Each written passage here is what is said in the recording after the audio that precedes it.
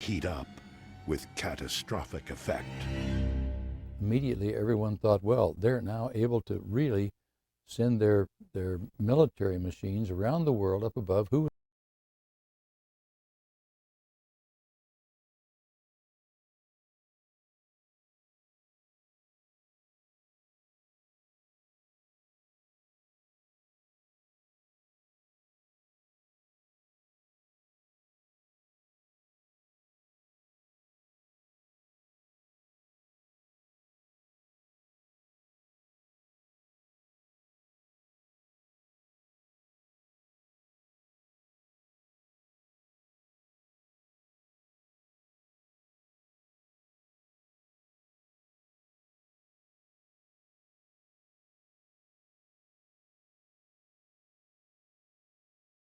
In 1961, cosmonaut Yuri Gagarin becomes the first human in space.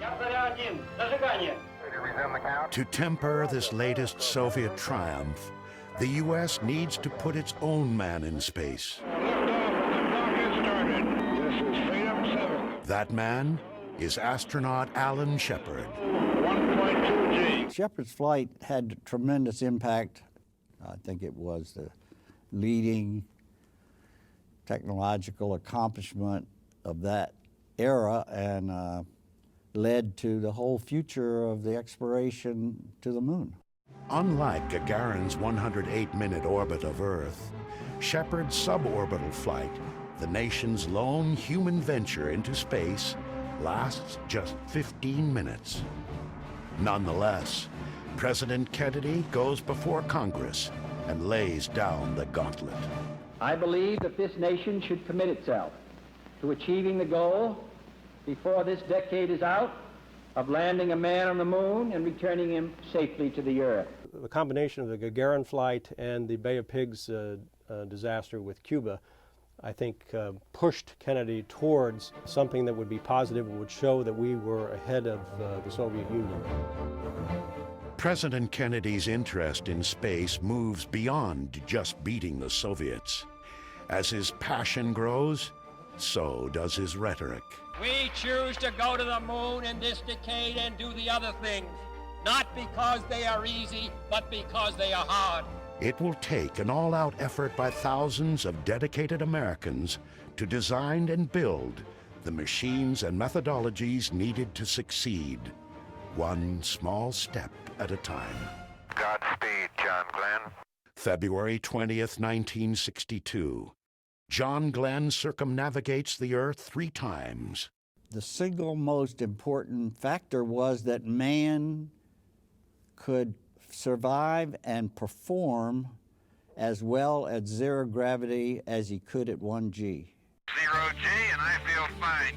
By May 1963, the U.S. Mercury program flies 6 manned flights.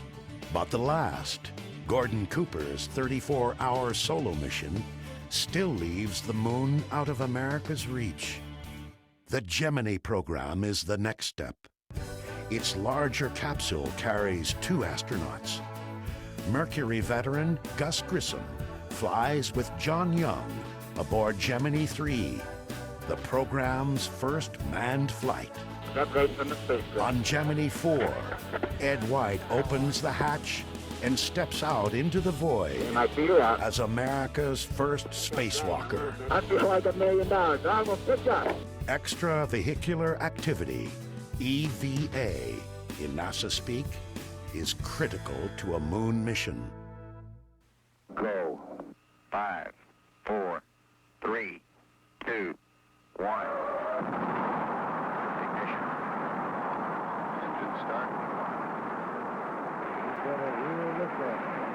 So too is the ability of 2 spacecraft to meet up or rendezvous in space. It happens on Jim Lovell's first flight.